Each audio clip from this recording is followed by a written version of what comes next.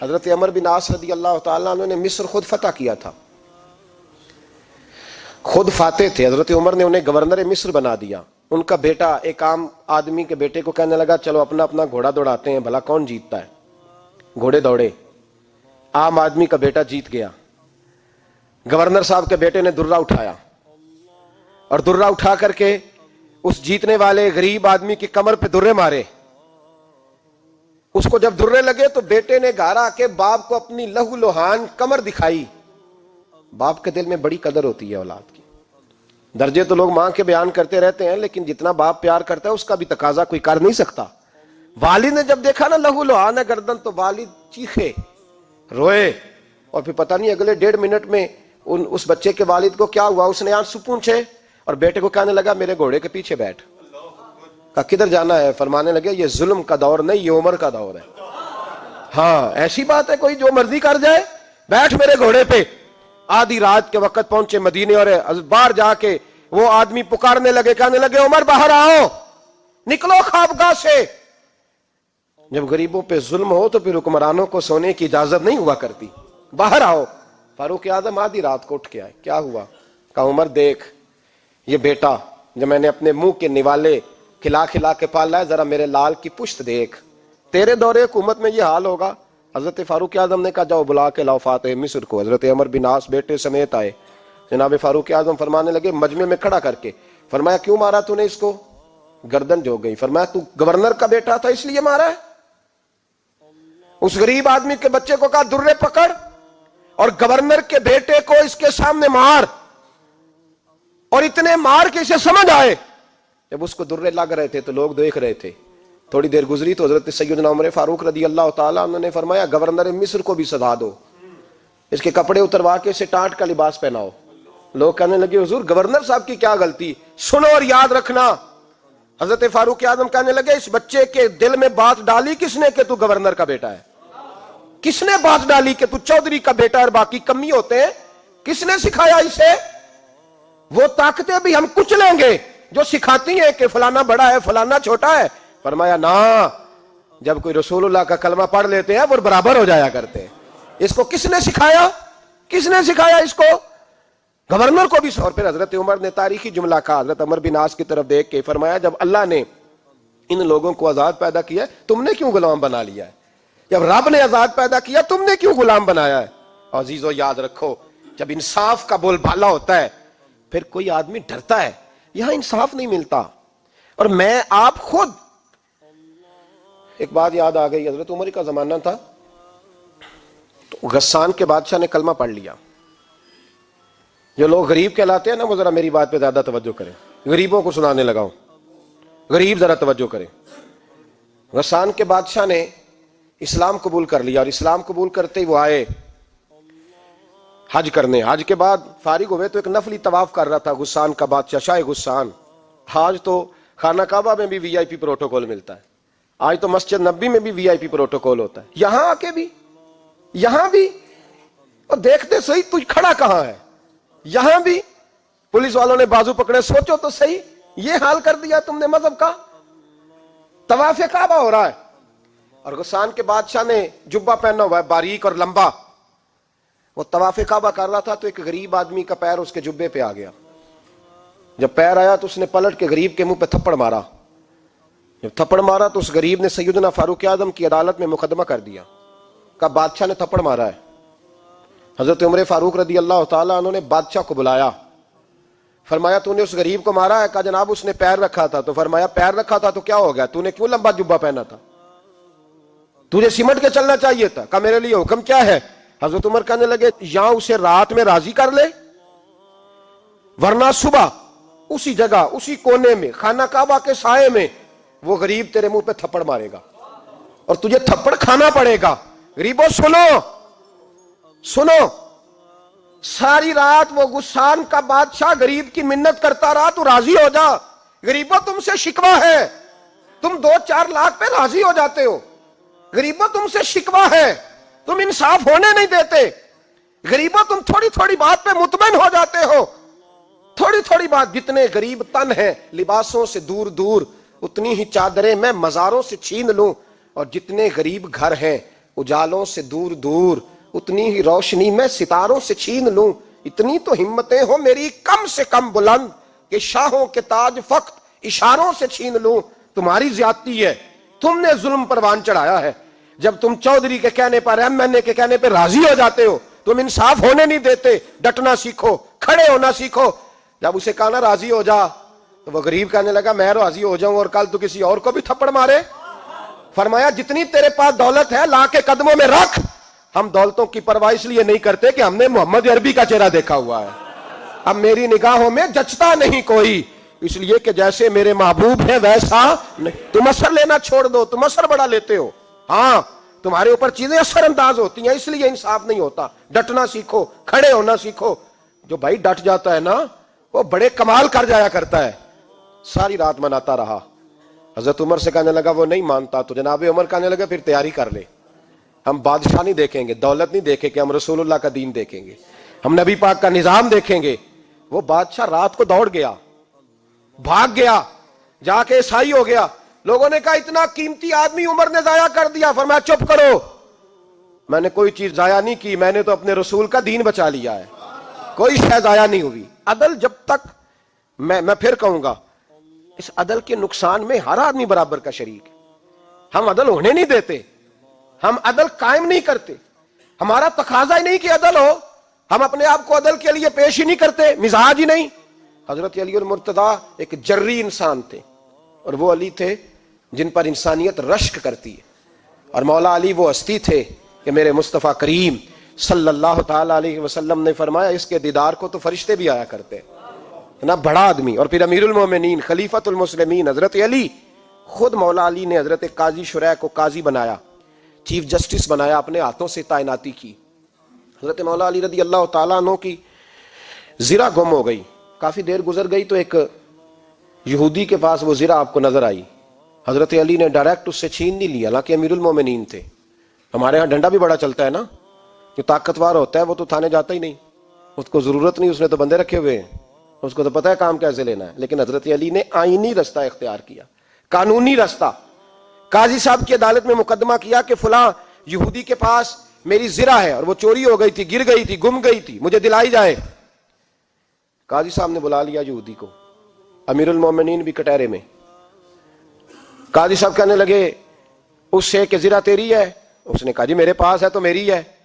قاضی صاحب کہنے لگے حضرت علی سے گواہ آپ کو دینے پڑیں گے کیونکہ مقدمہ آپ نے کیا ہے, اگرچہ وہ امیر المومنین ہے. توجہ ہے بھائیوں کی, سمجھ آ رہی ہے باتوں کی؟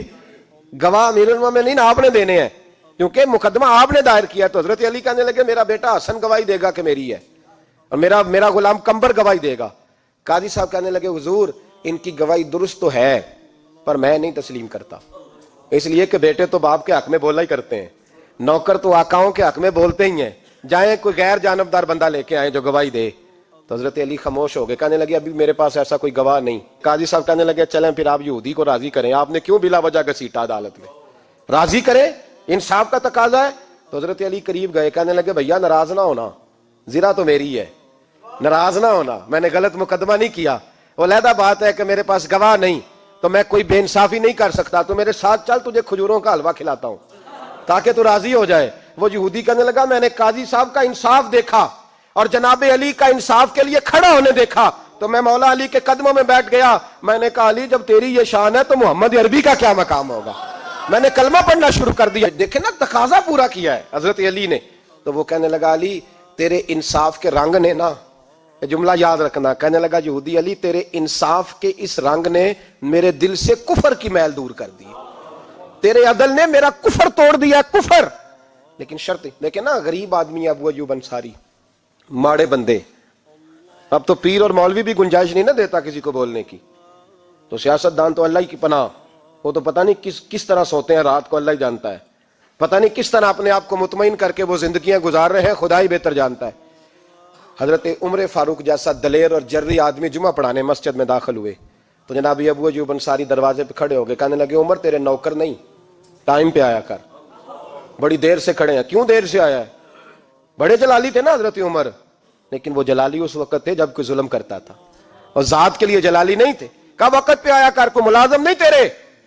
تو سیدنا فاروق اعظم منبر پہ چڑھے اور فرمانے لگے اللہ ابو ایوب انصاری کا بھلا کرے، جب تک اس طرح کے لوگ موجود ہیں کوئی بادشاہ بگڑے گا نہیں، اللہ اس کا بھلا کرے، اس نے میری توجہ صحیح۔ اور پھر عمر رو پڑے، رو کے فرمانے لگے مسلمانوں معاف کر دو، غلطی کوئی نہیں، میرے پاس کرتا ایک ہی ہے، اور عبداللہ کی ماں نے وہ دھو کے خشک ہونے کو ڈال دیا تھا، غریب ہوں، کرتا دوسرا کوئی نہیں، تو وہ ذرا نا خشک ہونے میں آ کے دیکھ لو ابھی بھی گیلا ہے، مجھے معاف کر دو، میری غلطی نہیں ہے۔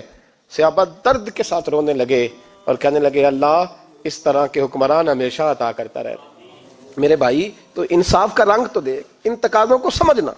یہاں کسی کی جرت ہے بول سکے، طاقت ہے کسی کی، لیکن انہوں نے اپنے آپ کو پیش کیا، سامنے پیش کیا اپنے آپ لوگوں کے سامنے۔ دو مال غنیمت کی چادریں بانٹ رہی ہیں، سب کو ایک ایک ملی ہے۔ فاروق اعظم جمعہ پڑھانے آئے تو اسی چادر کا کرتا، اسی کی تامت، لوگ کھڑے ہو گئے، عمر بتا تو نے دو کیوں لی؟ یہ انصاف ہے، یہ عدل ہے، کیوں لی دو؟ تو حضرت عمر کہنے لگے میرا بیٹا جواب دے گا۔ عبداللہ بن عمر بولے، کہنے لگے ابا جی کے کپڑے بڑے پرانے ہو گئے تھے، میں نے اپنے حصے کی بھی اپنے ابا جی کو دے دی ہے۔ دیکھیں نا، یہ انصاف میرے نبی پاک نے کیا ہے، صحابہ نے سیکھا ہے۔ میں اور آپ تیار نہیں، ہم تیار نہیں انصاف کے لیے، ہمارا مزاج نہیں انصاف کا، ہمیں خود بہت سارا آگے پیش ہو کے رنگ دکھانا پڑے گا، اس کے لیے ہماری تیاری نہیں۔ اس لیے ہم حکمرانوں کو گالی دے کے چپ کر جاتے ہیں، اس لیے ہم وکیلوں کے کہتے ہیں بکتے بڑا ہیں، جج بکتے، یہ باتیں کر کے ہم خاموش ہیں، ہم پیش نہیں کر پا رہے، ابھی تک ہم اپنے آپ کو کھڑا نہیں کر پا رہے کہ ہم سے مطالبہ کرو انصاف کا، کھڑا نہیں۔ حضرت سیدنا علی المرتضیٰ شیر خدا رضی اللہ تعالیٰ عنہ فرماتے ہیں بدر کے لیے جب جا رہے تھے تو سواری ایک تھی، سوار تین تھے، ایک سواری اور سوار تین۔ فرماتے ہیں نبی پاک صلی اللہ علیہ وسلم نے فرمایا تین کٹھے نہ بیٹھنا، دو بیٹھیں، سواریوں کو تکلیف ہوتی ہے، قربان جاؤں کیسا رسول دیا ہے جو جانوروں کے حقوق کا بھی خیال فرماتے ہیں صلی اللہ علیہ وسلم۔ فرمایا دو بیٹھیں۔ حضرت علی کہتے ہیں پہلے میں اور نبی پاک صلی اللہ علیہ وسلم بیٹھے، اور تیسرے ہمارے ساتھ ابو درداء رضی اللہ تعالیٰ عنہ۔ فرماتے ہیں جا رہے تھے بدر کے لیے، پہلے میں اور حضور بیٹھے، پھر نبی پاک اور ابو درداء بیٹھے۔ فرماتے ہیں پھر نمبر لگ گیا میرا اور ابو درداء کا، اور مصطفیٰ نے گھوڑے کی لگام تھامی تو حضرت ابو درداء تڑپ اٹھے، کہنے لگے علی نہ طبیعت مانتی ہے، نہ ادب مانتا ہے، نہ عشق مانتا ہے، تو اس طرح کر، میں تو چھوٹا ہوں، آپ کہیے رسول پاک سے، آپ ہر لحاظ سے بڑے ہیں، آپ عرض کیجئے کہ حضور نہ ادب مانتا ہے، نہ عشق مانتا ہے، نہ پیار مانتا ہے، نہ تقاضا ہے، مہربانی کرے آ جائیں۔ حضرت علی ہاتھ باندھ کے عرض کرنے لگے محبوبہ ٹھیک ہے، باری آپ کی پیدل چلنے کی ہے، پر مہربانی کریں، ادب پیار اور محبت مجبور کر رہی ہے۔ تو حضور نے فرمایا علی چپ کر، میں عدل نہیں کروں گا تو لوگ عدل سیکھیں گے کیسے؟ اگر میں عدل نہیں کروں گا تو قوم سیکھے گی کیسے؟ مجھے عدل کرنے دے، انصاف کرنے دے۔ فرمایا چلنے دے مجھے پیدل، کچھ نہیں ہوتا، تقاضا ہے عدل جب تک پورا نہیں ہوتا۔ آپ یقین کریں میرے اساتذہ کہا کرتے تھے میں عدالت کو عدالت نہیں کہتا، کچہری کہتا ہوں، اس لیے کہ عدالت وہ ہوتی ہے جہاں عدل ہوتا ہے۔ یہاں تو حال یہ ہے، بتائیے وکیل کو نہیں پتا ہوتا کہ جو میرے پاس آیا یہ غلط آدمی ہے، وہ اس کی حمایت کرتا ہے کہ نہیں، اس کے ساتھ چلتا ہے کہ نہیں، جھوٹ کے ساتھ آخر تک لڑتا ہے کہ نہیں لڑتا؟ جو گواہ بن کے جا رہے ہوتے ہیں انہیں پتا ہوتا ہے کہ نہیں کہ ہم جھوٹے کی گواہی دینے جا رہے ہیں؟ تو پھر کیا سارا ظلم حکومتیں کر رہی ہیں؟ معاشرہ بھی تو اپنی ترتیب بدلے نا، لوگ بھی تو اپنا رنگ بدلے نا، لوگ بھی تو طبیعت بدلے نا۔ کون منتخب کرتا ہے انہیں ظالموں کو؟ عوام، اور پھر اس کے بعد شکوہ بھی عوام ہی کرتی ہے۔ خدا را تقاضے سمجھو، مزاج سمجھو، طبیعت سمجھو اسلام کی۔ میرے نبی پاک صلی اللہ علیہ وسلم نے عدل کا بول بالا کیا، ہر مقام پر، ہر نقطے پر رسول پاک صلی اللہ علیہ وسلم نے عدل اور عدل کی آواز بلند فرمائی۔ کوئی مقام ایسا نہیں، آپ پڑھیے کتابیں، اگر ایک کلمہ پڑھنے والے اور یہودی کا فیصلہ آیا ہے اور نبی پاک صلی اللہ علیہ وسلم نے یہودی کو حق میں سمجھا ہے تو نبی پاک نے یہودی کے حق میں فیصلہ دیا۔ وہ منافق بگڑ گیا ہے، حضرت عمر کے پاس گیا ہے، لیکن حضور نے فرمایا جہاں جاتا ہے جا، فیصلہ وہی کیا جائے گا جو عدل پہ مبنی ہوگا، جو انصاف پہ مبنی ہوگا۔ ہماری طبیعتوں کے اندر سے وہ جو جس سٹیج پہ کوئی بیٹھا ہے وہ وہاں بڑا ہے، وہ جہاں بیٹھا ہے وہ سلطنت کا مہاراجہ ہے، وہ کہتا ہے نہیں میرے پاس سارا کچھ ہے، یہاں تو میں اختیارات استعمال کروں گا، وہ استعمال نہ ہوئے تو پھر دولت استعمال کروں گا۔ تو جب اجتماعی مزاج قوم کا بگڑتا ہے پھر معاشرے میں نا انصافی عام ہوتی ہے، پھر ظلم عام ہوتا ہے، پھر بے راہ روی کا شکار۔ اور میرے نبی پاک صلی اللہ علیہ وسلم کی حدیث سن لے ذرا، جا کے سننا یہ والی روایت، اور اسے یاد کر لینا، اس کا رٹا لگا لینا۔ حضور نے فرمایا تھا جس معاشرے میں بے حیائی عام ہوگی وہاں ایسی بیماریاں پیدا ہوں گی جن کا علاج ہی کوئی نہیں ہوگا. اور حضور نے فرمایا جس قوم کے اندر انصاف نہیں ہوگا وہاں قتل عام ہوگا. انصاف نہیں، جب تک مجرم کو سزا نہیں ملتی، جب تک مجرم کو سزا نہیں ملتی اتنی دیر تک لوگوں کے لیے وہ نشان عبرت نہیں بنتا، اتنی دیر تک لوگ باز نہیں آتے. یاد رکھیں جب انصاف ہوگا، عدل ہوگا، اور عدل کرنے والے جب عدل کریں گے اور انصاف کا دامن تھامیں گے. پہلی بات تو یہ ہے کہ ہم اپنے آپ سے ورا کریں بہت ساری چیزوں کو. ہم دیکھتے ہیں حکومت نے چھوٹی چھوٹی کمیٹیاں بنا دی ہیں مصالحتی کمیٹیوں کے لیے، بین المذاہب کمیٹیاں، بڑا کچھ بن گیا ہے، لیکن لوگ گروہ بندی کا شکار ہیں، گروہی تعصبات ہیں. دیکھتے ہیں کہ ہمارا ووٹ کس طرف ہے، ہمارا مزاج کس طرف ہے، اس رنگ میں ملت کا اجتماعی نقصان ہو جائے، شرازہ بکھر جائے. اور میں شروع میں کہہ چکا ہوں، امام حسن فرمایا کرتے تھے اگر غریب پر ظلم نہ روکا جائے گا تو وہ ظلم امیر کے دروازے تک بھی جائے گا. ایک وقت آئے گا کہ امیروں کے ساتھ بھی زیادتیاں ہونے لگیں، اس لیے کہ جب ظلم ہوتا ہے تو اس کی آگ بھی پورے معاشرے کو لپیٹ میں لیتی ہے، اور جب انصاف ہوتا ہے تو اس کی برکتیں بھی سارے معاشرے کو فائدہ دیتی ہیں. عدل، انصاف ضروری امر ہے. حضرت عمر فاروق رضی اللہ تعالیٰ عنہ جناب زید بن ثابت رضی اللہ تعالیٰ عنہ کو خود قاضی بنایا تھا. حضرت زید بن ثابت کو قاضی خود بنایا، خود تعینات کیا. حضرت ابی بن کعب رضی اللہ تعالیٰ عنہ نے نا حضرت عمر پر مقدمہ کر دیا حضرت زید بن ثابت کی حکومت میں، خود حضرت عمر پر. جناب عمر جب پہنچے نا وہاں سب لوگ بیٹھے رہے. ایک شخص کہنے لگا تم اپنے امیر کے لیے کھڑے نہیں ہوئے، تو زید بن ثابت کہنے لگے چپ کر جا، ان پر مقدمہ ہے، وہ حساب دینے آئے ہیں، امیر المومنین بن کے نہیں آئے. سامنے کھڑا کیا تو گفتگو کے دوران کوئی ایسا موقع آیا کہ حضرت عمر کو قسم دینی پڑی. تو حضرت زید بن ثابت حضرت ابی بن کعب سے کہنے لگے یار لحاظ کر، وہ فاروق اعظم ہے، امیر المومنین ہے ہمارے، اور تو ان سے قسم کا مطالبہ کر رہا ہے. حضرت سیدنا فاروق اعظم کی طرفداری میں بات کی نا تو حضرت سیدنا عمر فرمانے لگے زید اس مقدمے کا فیصلہ کر لو اور اس کے بعد میں تمہیں معزول کر دوں گا، تم تو اہلیت ہی نہیں رکھتے. حضور کیا ہوا؟ فرمایا تم نے میری طرفداری کیوں کی، تم نے مجھے امیر المومنین کیوں کہا، تم نے کیوں میرے حق میں بات کی؟ اگر میں اور تو اس طرح کرنے لگیں گے تو امت کو عدل کون دے گا؟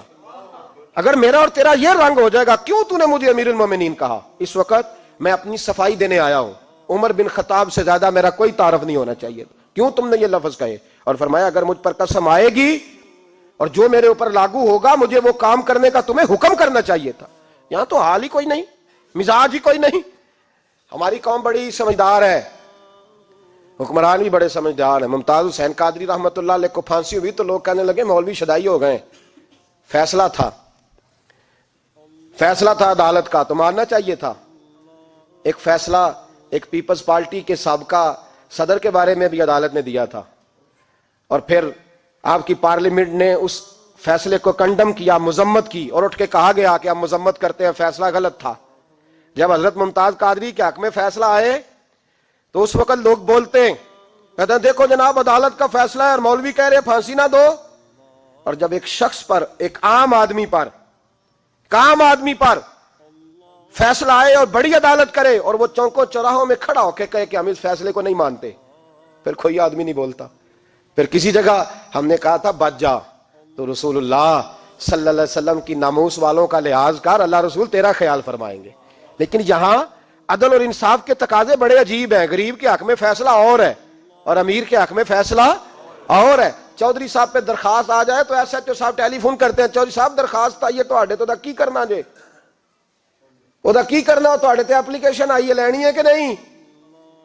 اور اگر غریب آدمی بیچارہ ریڑی والا 4 بیٹیوں کا باپ ہے اور نہ وہ گدھا گاڑی پہ بیچتا ہے فروٹ، تو غلط کراسنگ کی وجہ سے مقدمہ ہو گیا ہے، تو چودھری کو ساتھ لے کے وہ گیا ہے، چونکہ 4 بیٹیاں نا اور کل اس کی ملکیت وہی 5000 تھا جس کا اس نے فروٹ خریدا تھا.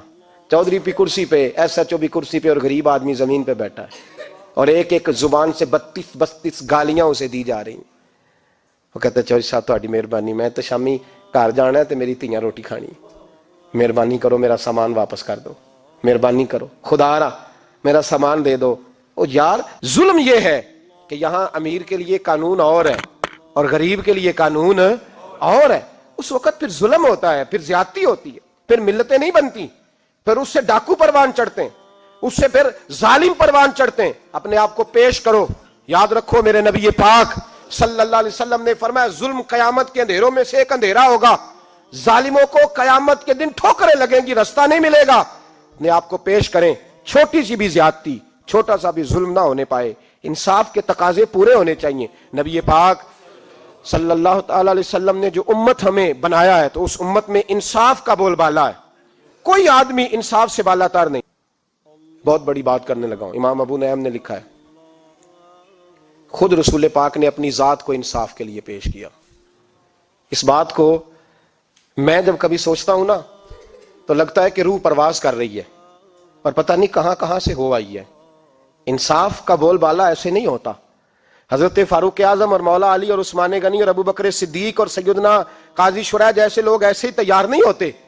ان کے پیچھے جو میرے رسول پاک صلی اللہ علیہ وسلم کا مزاج ہے اس کو سمجھیں, غور کریں. میں جب اس پہلو کو دیکھتا ہوں نا, آپ یقین کریں, یہ روایت میں کبھی کبھی پڑھتا ہوں اور کبھی کبھی اس کو بیان کرتا ہوں تو میں کھو جاتا ہوں بہت ساری جگہوں پہ. پتہ نہیں کہاں کہاں کا سفر طے ہو جاتا ہے.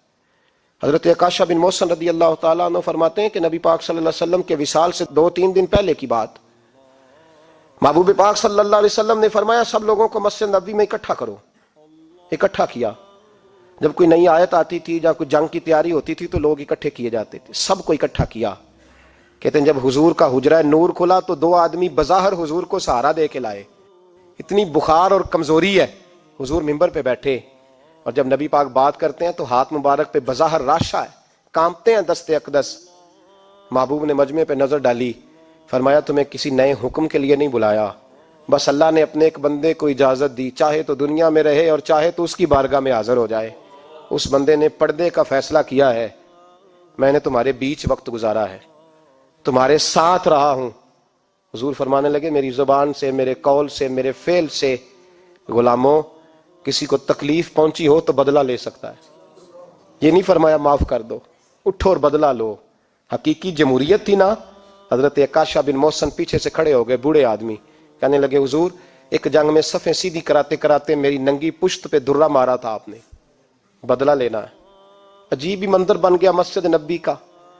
آنسو بہنے لگے, لوگ تڑپنے لگے. محبوب نے فرمایا بلال جاؤ, فاطمہ کے گھر میں درہ پڑا ہے, لے آؤ. حضرت بلال کہتے ہیں سیدہ کے دروازے پہ دستک دی. اماں جی نے کہا کون؟ اماں جی میں غلام بلال ہوں, وہ درہ چاہیے تھا. تو سیدہ کہنے لگی نہ تو جنگ ہے نہ جہاد ہے, حضور نے درہ کیا کرنا ہے, طبیعت مبارک تو علیل ہے. بلال ماجرا کیا ہے؟ حضرت بلال رو پڑے, کہنے لگے ایک صحابی بدلہ لینا چاہتے ہیں. حضرت فاطمہ نے امام حسن اور حسین کو باہر نکالا, درہ دیا. کہنے لگی بلال عکاشہ سے کہنا میرے بیٹوں کے وجود پہ 100 درے مارے. انہوں نے فاطمہ کا دودھ پیا, سی کوئی نہیں کریں گے لیکن حضور تک کوئی نہ جائے, اور میں نے ویسے بھی حضور پر قربان کرنے کے لیے پیدا کیے. سیدنا بلال حبشی رضی اللہ تعالیٰ عنہ فرماتے ہیں میں روتا ہوا درہ لیا, شہزادے لیے, اور میں جب حاضر خدمت ہوا نا حضور کے دروازے پہ داخل ہوا, محبوب پاک صلی اللہ علیہ وسلم نے امام حسن اور حسین کو دیکھا تو حضور رو پڑے, فرمانے لگے انہیں بٹھا دو, مجھے پتا ہے فاطمہ نے کیا کہہ کے بھیجا, بٹھاؤ. شہزادے بیٹھ گئے. میرے محبوب پاک علیہ السلام نے فرمایا عکاشہ کو درہ دو. حضرت عکاشہ کہتے میں درہ لے کے آگے بڑھا تو کسی نے میرا پیر تھاما. جب میں نے نیچے دیکھا تو ابو بکر صدیق تھے. کہنے لگے یار میری کمر پہ مار, حضور کے قریب نہ جانا. نبی پاک نے فرمایا صدیق ہٹ جا یار, بیچ میں سے آنے دے. کہتے میں ذرا آگے بڑھا تو مولا علی شیر خدا نے میرا پیر تھاما. عکاشہ نہ کر, میں نے کہا آنے دو. محبوب فرمانے لگے علی ہٹ جاؤ, اسے آنے دو. حضرت علی شیر خدا بھی ہٹ گئے. جناب عکاشہ قریب آئے, کہا حضور ذرا کمر سے کپڑا تو ہٹائیں, میری پشت اس وقت بغیر کپڑے کی تھی. محبوب نے کپڑا ہٹایا اور جناب عکاشہ نے درہ جو اٹھایا تو صحابہ کی چیخیں نکل گئی, رونے لگے اور نہ کرنا یار نہ کرنا. جناب عکاشہ نے درہ دور پھینکا اور حضور کے وجود کو چومنے لگے. کہنے لگے کس نے درہ مارنا تھا, میں تو جاتے جاتے حضور کا بوسہ لے کے اپنے لیے جنت اکٹھی کرنے جا رہا تھا. میرے محبوب پاک صلی اللہ علیہ وسلم نے فرمایا جس نے جنتی دیکھنا ہو میرا عکاشہ دیکھے. امت کو درس دیا, امت کو درس دیا. پیش کر اپنے آپ کو انصاف کے لیے, آگے بڑھ, پیش کر اپنے آپ کو انصاف کے لیے اور کھڑا ہو جا عدل کے لیے. ان اللہ یأمر بالعدل والاحسان, اللہ تمہیں حکم دیتا ہے عدل کا. میرے مصطفیٰ کریم صلی اللہ علیہ وسلم نے خود, حالانکہ وہ درہ جو محبوب پاک صلی اللہ علیہ وسلم نے ان کو مارا وہ عمدن نہیں تھا, وہ تو صفیں سیدھی ہو رہی تھی, کہا تم بھی آگے ہو جاؤ, تم پیچھے ہو جاؤ, روٹین ہوتی تھی. بھائی میرے محبوب صلی اللہ علیہ وسلم یہ پیغام دے کے گئے ہیں امت کو, عدل کا دامن تھام, انصاف سے زندگی گزار, انصاف کے ساتھ وقت گزار. اور اگر تو انصاف نہیں کر, محمود غزنوی بیٹھے ہیں, ایک بندہ تڑپتا اور روتا ہوا آ گیا, روتا ہوا, کہا کیا ہوا؟ کہنے لگا حضور میں غریب ہوں. اور ایک بات اس طرح بھی ملتی ہے کہ عورت تھی اور بی بی آ کے کہنے لگی حضور میں غریب نہیں ہوں, 3-4 بیٹیوں کی ماں ہوں, خامد فوت ہو گیا, شاہی خاندان کا ایک نوجوان میرے گھر آتا ہے اور میری بیٹیوں کے ساتھ ظلم کرتا ہے, مہربانی ہو جائے. محمود غزنوی کہنے لگے تو جا, سپاہیوں سے کہنے لگے بی بی دوبارہ آئے تو میں سویا ہوا بھی ہوں تو مجھے اٹھا لینا. کہا جیسے ہی وہ تمہارے گھر میں آئے مجھے بتانا.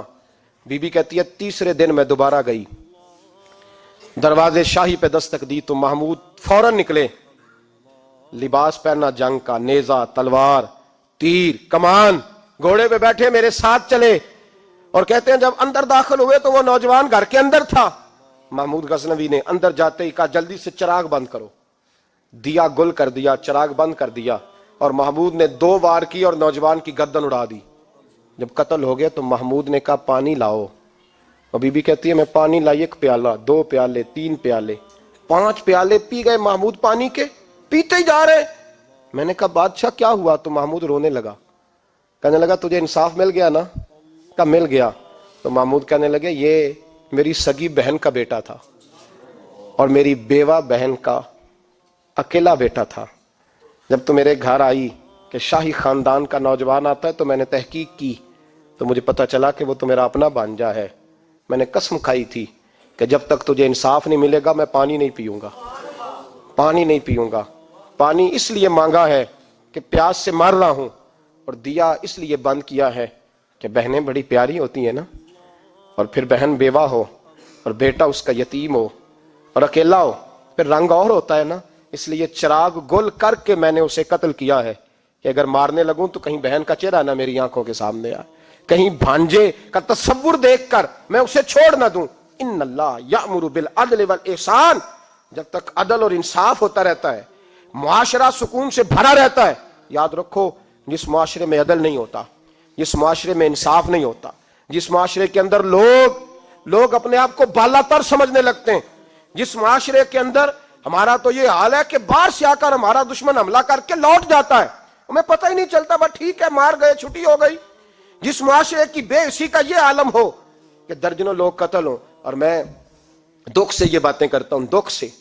ایک دن نا اخبار پہ 4 قتلوں کی خبر بھی لگی ہوئی تھی اور ایک سیاستدان کی ممکنہ شادی کی خبر بھی لگی ہوئی تھی. کلیجہ پھٹتا ہے بات کرتے. وہ خبر اتنی چھوٹی سی تھی کہ آج ضلع لاہور میں 4 لوگ قتل ہو گئے. وہ خبر اتنی چھوٹی تھی, اور ایک سیاستدان نئی مداری کرنے لگا ہے, اس کی خبر بڑی تھی.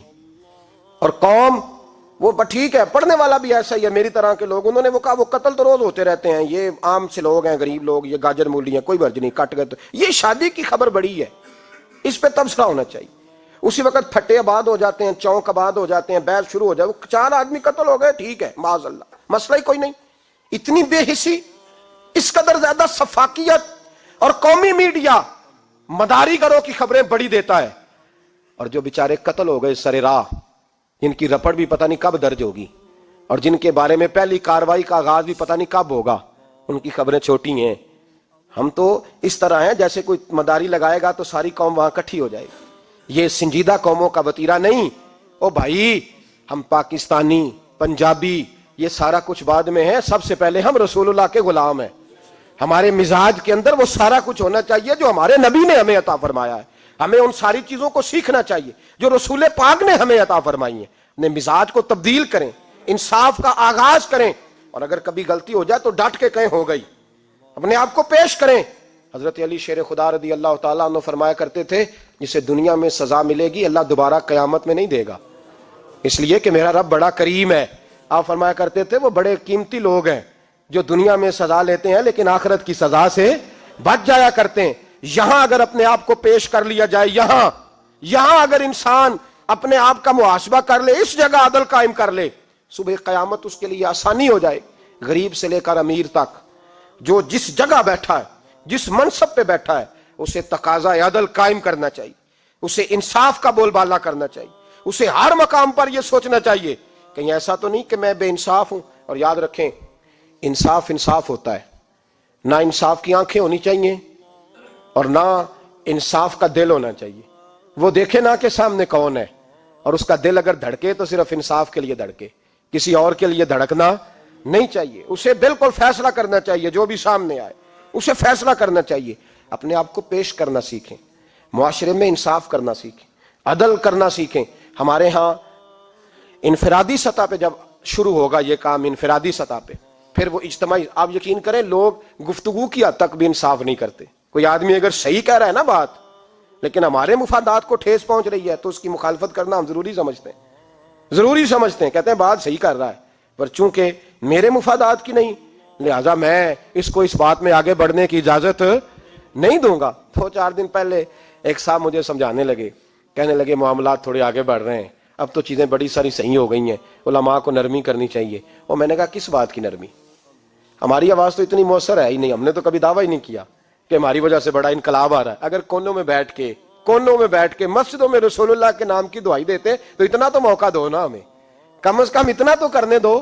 اور وگرنہ اگر ہم سے پوچھو تو مرحوم کہہ گئے تھے جتنے غریب گھر ہیں اجالوں سے دور دور، اتنی ہی روشنی میں چراغوں سے چھین لوں، اور جتنے غریب تن ہیں لباسوں سے بے نیاز، اتنی ہی چادریں میں مزاروں سے چھین لوں۔ اتنی تو ہمتیں ہوں میری کم سے کم بلند کہ شاہوں کے تاج فقط اشاروں سے چھین لوں۔ عدل رہے گا تو امن رہے گا، عدل رہے گا تو سکون رہے گا، عدل رہے گا تو معاشرہ بنے گا، اور انسان رہیں گے۔ اور اگر بے انصافی ہوگی تو بھیڑیے پلیں گے، درندے پلیں گے۔ یاد رکھنا انسانوں کی بستی اس وقت تک قائم رہتی ہے جب تک اس میں انصاف رہتا ہے، اور جب انصاف رخصت ہوتا ہے پھر بھیڑیوں کا راج ہوتا ہے۔ اگر چاہتے ہو کہ دنیا میں انسان رہے پھر انصاف کرنا پڑے گا، اور اگر بھیڑیوں کو موقع دینا ہے تو ٹھیک ہے، پھر کسی طرف نہ دیکھیں، اپنے آپ کو سجائیں، سواریں، دل کو روشن کریں، ادھر بڑھیں جدھر انصاف زیادہ ہے۔ اللہ اپنے محبوب کی سچی غلامی عطا فرمائے۔ آخر دعوانا الحمدللہ۔